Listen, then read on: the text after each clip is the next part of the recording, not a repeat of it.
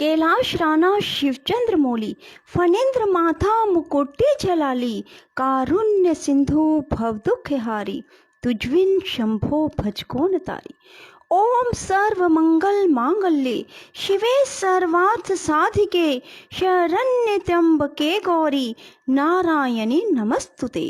राधे राधे मेरे प्यारे भाइयों बहनों माताओं व बंधुओं, आज हरतालिका तीज के दिन मैं आपके लिए लाई हूँ शिव पार्वती की कथा।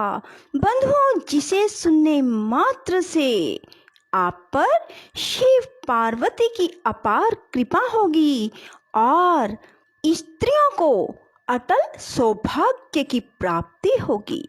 बंधुओं, यदि आपने हमारे चैनल को अब तक सब्सक्राइब नहीं किया तो जरूर करें और बेल आइकन दबाना ना भूलें ताकि आपको हमारी आने वाली सभी वीडियोस की जानकारी सबसे पहले हो सके। बंधुओं, वीडियो को पूरी सुने। सुनने के बाद कमेंट बॉक्स में जय माँ पार्वती जय भोलेनाथ जरूर लिखें। बोलो शिव शंकर भोलेनाथ की जय, माँ पार्वती की जय। तभी गर्गाचार्य से प्रेरित हो मीना सहित हिमवान ने कन्यादान का कार्य आरंभ किया। उस समय वस्त्र आभूषणों से विभूषित महाभागा मीना सोने का कलश लिए पति हिमवान के दाहिने भाग में बैठी। तत्पश्चात पुरोहित सहित हर्ष से भरे हुए शैलराज ने पाद्य आदि के द्वारा वर का पूजन करके वस्त्र, चंदन और आभूषणों द्वारा उनका वरण किया। इसके बाद हिमाचल ने ब्राह्मणों से कहा, आप लोग तिथि आदि के कीर्तन पूर्वक कन्यादान के संकल्प वाक्य का प्रयोग बोले, इसके लिए अवसर आ गया है। वे सब द्विजश्रेष्ठ काल के ज्ञाता थे, अतः तथास्तु कहकर वे सभी प्रसन्नता के साथ तिथि का कीर्तन करने लगे। तदंतर सुंदर लीला करने वाले परमेश्वर शंभु के द्वारा मन ही मन प्रेरित हो हिमाचल ने प्रसन्नता पूर्वक हंसकर उनसे कहा, शंभो आप अपने गोत्र का परिचय दें, प्रवर कुल, नाम, वेद और शाखा का प्रतिपादन करें। अब अधिक समय ना बिताएं। हिमाचल की यह बात सुनकर भगवान शंकर सुमुख होकर भी विमुख हो गए, अशोचनीय होकर भी तत्काल शोचनीय अवस्था में पड़ गए। उस समय श्रेष्ठ देवताओं, मुनियों, गंधर्वों, यक्षों और सिद्धों ने देखा कि भगवान शिव के मुख से कोई उत्तर नहीं निकल रहा। नारद यह देखकर तुम हंसने लगे और महेश्वर का मन ही मन स्मरण करने लगे। गिरिराज से यूं बोले। नारद ने कहा, पर्वतराज तुम मूर्ता के वशीभूत होकर कुछ भी नहीं जानते। महेश्वर से क्या कहना चाहिए और क्या नहीं, इसका तुम्हें नहीं पता। वास्तव में तुम बड़े बहिर्मुख हो। तुमने इस समय साक्षात हर से उनका गोत्र पूछा है और उसे बताने के लिए उन्हें प्रेरित किया है। तुम्हारी यह बात अत्यंत उपहासजनक है। पर्वतराज इनके गोत्र, कुल और नाम को तो विष्णु और ब्रह्मा आदि भी नहीं जानते, फिर दूसरे की तो बात ही क्या। शैलराज, जिनके एक दिन में करोड़ों ब्रह्माओं का लय होता है, उन्हीं भगवान शंकर को तुमने आज काली के तपोबल से प्रत्यक्ष देखा है। इनका कोई रूप नहीं है। ये प्रकृति से परे निर्गुण पर ब्रह्म परमात्मा है। निराकार, निर्विकार, मायाधीश एवं प्रातपर है। गोत्र, कुल और नाम से रहित स्वतंत्र परमेश्वर है। साथ ही अपने भक्तों के प्रति दयालु हैं। भक्तों की इच्छा से ही ये निर्गुण से सगुण हो जाते हैं। निराकार होते हुए भी सुंदर शरीर धारण कर लेते हैं और अनामा होकर भी बहुत से नाम वाले हो जाते हैं। ये गोत्रहीन होकर भी उत्तम गोत्र वाले हैं, कुलहीन होकर भी कुलीन हैं। पार्वती की तपस्या से ही ये आज तुम्हारे जमाता बन गए हैं, इसमें संशय नहीं है। गिरिश्रेष्ठ, इन लीला विहारी परमेश्वर ने चराचर जगत को मोह में डाल रखा है।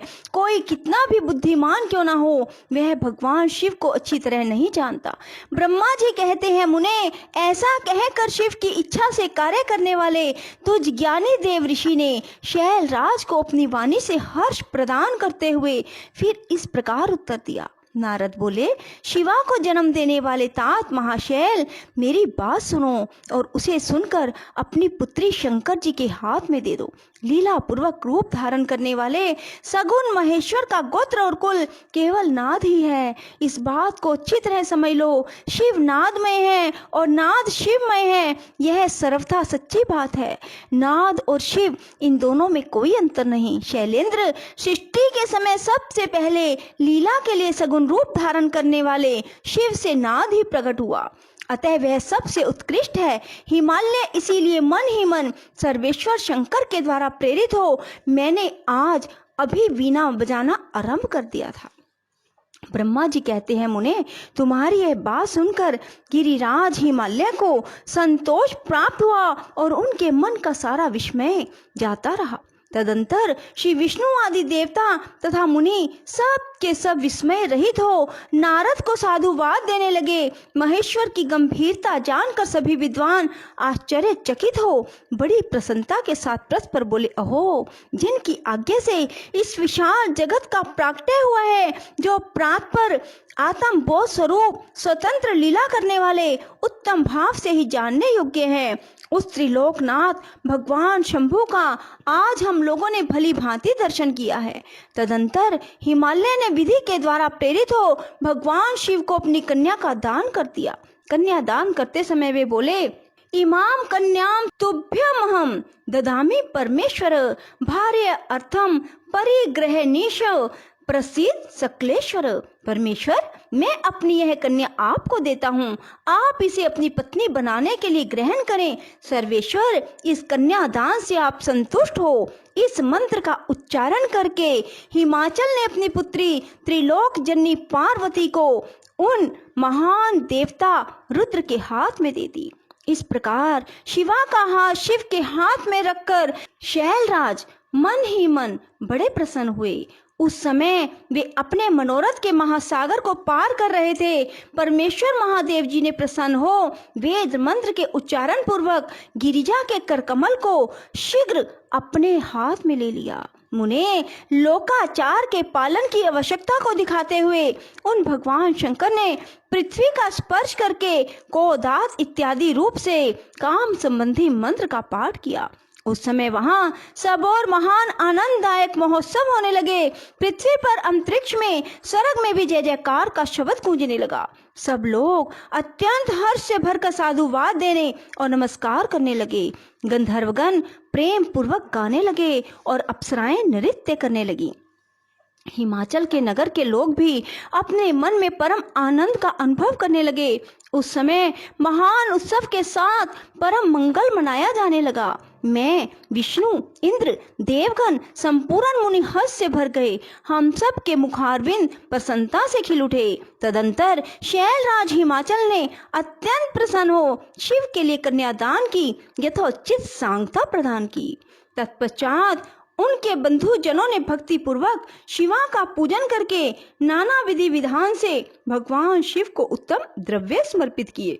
हिमालय ने उन्हें अनेक प्रकार के द्रव्य, रतन, पात्र, 1 लाख सुसज्जित गोए, 1 लाख सजे सजाए घोड़े, करोड़ों हाथी और उतने ही स्वरंजित रथ आदि वस्तुएं दी। इस प्रकार परमात्मा शिव को विधि पूर्वक अपनी पुत्री कल्याणमयी पार्वती का दान करके हिमालय कृतार्थ हो गए।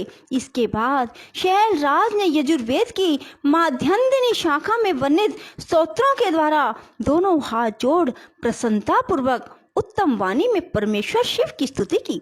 इसके बाद वेद वेता हिमाचल के आज्ञा देने पर मुनियों ने बड़े उत्साह के साथ शिवा के सिर पर अभिषेक किया और महादेव जी का नाम लेकर उस अभिषेक की विधि पूरी की। मुने, उस समय बड़ा आनंददायक महोत्सव हो रहा था। बोलो शिव शंकर भोलेनाथ की जय। राधे राधे, जय श्री कृष्णा। बंधुओं, यदि आपको हमारी वीडियो पसंद आए तो इसे लाइक करें और शेयर भी जरूर करें। धन्यवाद।